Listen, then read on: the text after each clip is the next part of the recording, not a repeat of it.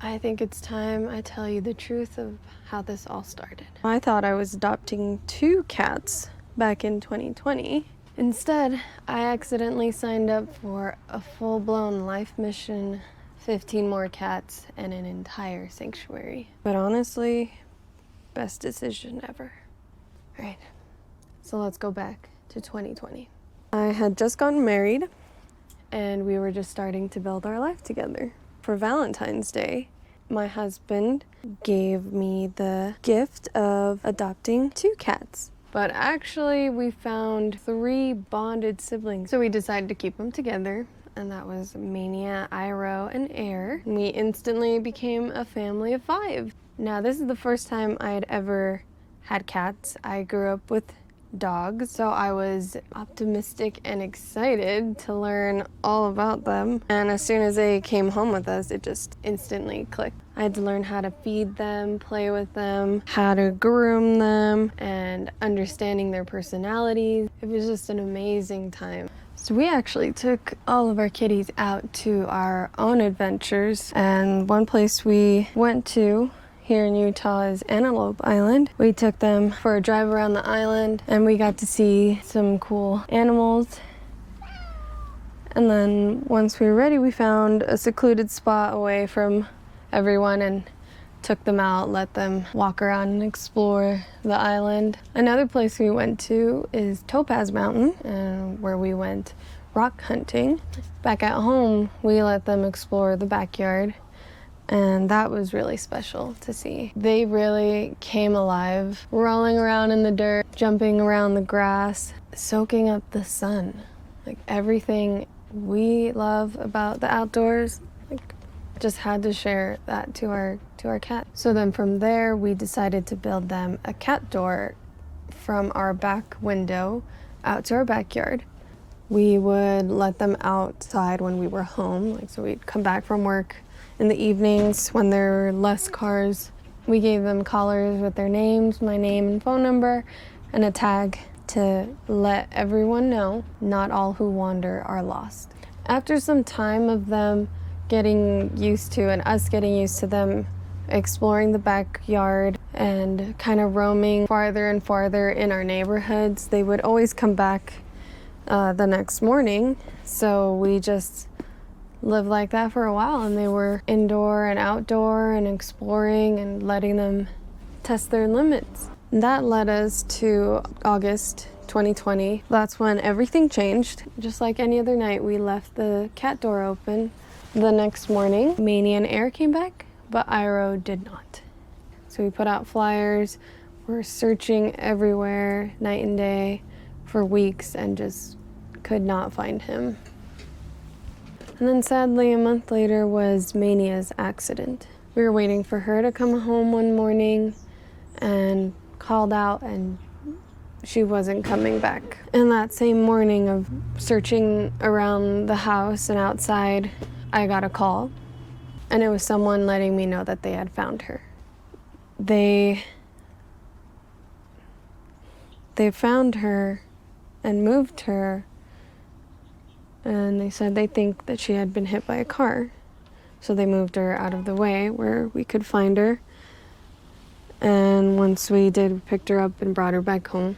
I had never gotten so close to 2 pets that quickly. Maybe 6 months that they'd been with us. So a short time. And we pictured a whole life with them.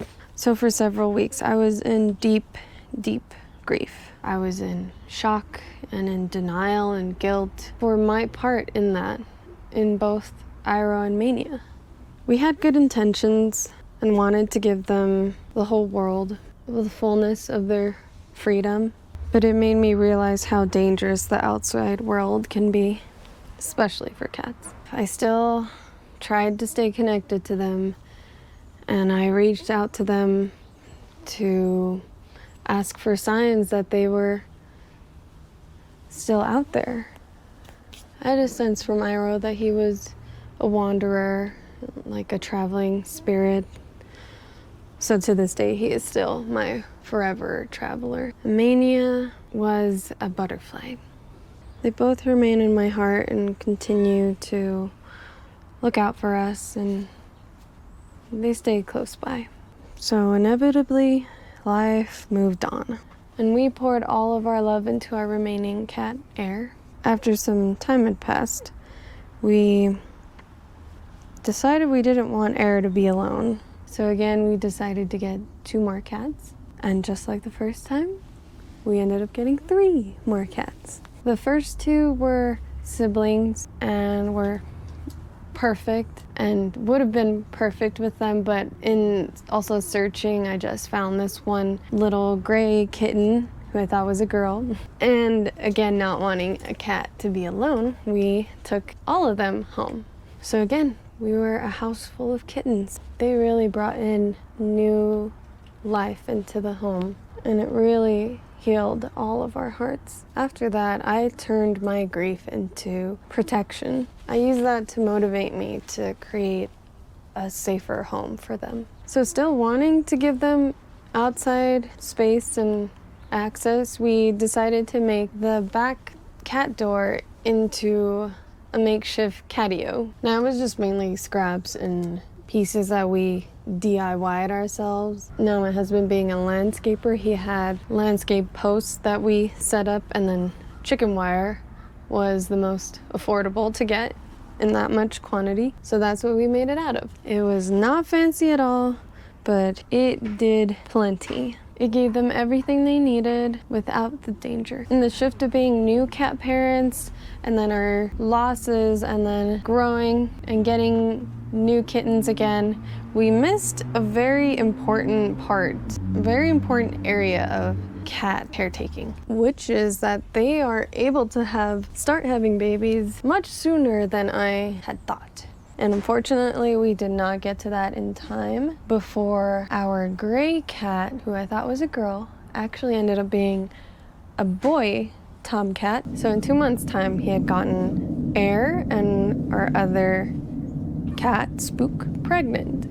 We were going to be expecting 2 litters very closely and very quickly. So then we entered a time of just addressing things as they were coming. I had to rapidly educate myself in kitten care and then helping the mamas recover. As the 2 new litters were growing and they got to a certain age, we were able to start thinking about rehoming them. We did find homes for some of them through friends and family, but most of the litters actually ended up staying with us. It just became so second nature with the cats and kittens that it just seemed easier for us to keep them. And already having the mindset of naturopathy and homeopaths from my husband's family, I decided to look into how I could be more of a better holistic cat parent. I studied raw meal recipes, homemade recipes. I found a book on vitamin and mineral need for cats, and I tested out so many cat products, cat food brands. I started to create systems so that things could be comfortable for us and all of our cats. As time went on and things normalized, we did end up having family and friends visiting, and of course they would get a glimpse into our normal life. And now most people hadn't even seen more than 3, let alone 6 or 9 cats, and our family would comment on how calm they felt and how easy it felt to be around cats. So that's when I realized that this space was also healing for humans too.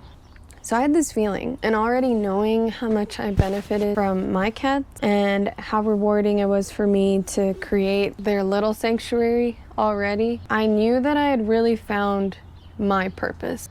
So this just seemed perfect. So the first idea I had solidly about the sanctuary was actually about the cat bus. It seemed almost random because I had no concept or thought of creating a sanctuary. But the idea of converting a school bus into a moving cat house to take it to farmers markets and events, of having it at EDC, it was definitely a long ways away, but it kept it in my mind, this cat bus. Then in one day in searching online for classes or a certification in animal therapy, I randomly found the perfect option. I'd found an online course being offered by SUU, Southern Utah University. They were offering this course partnered and led by, I kid you not, the Best Friends Animal Society. I mean, I didn't know much about them. I just knew that they were at the top of their field. They were doing the best work out there for animal care, and known they'd been doing amazing work statewide, but also nationwide. So it just felt like perfect timing. Also because they were just about to start their next cohort in a couple months. Also, I should preface, I was 6 months postpartum. I just had my first baby, so I already had my hands full, but I just couldn't believe that this was actually a course being offered. So I had two options. I either do the upcoming cohort in a couple months or wait for the next one in 6 months. Now, looking back, I'm so grateful that I chose to do the first, even though I was doing a lot. Like,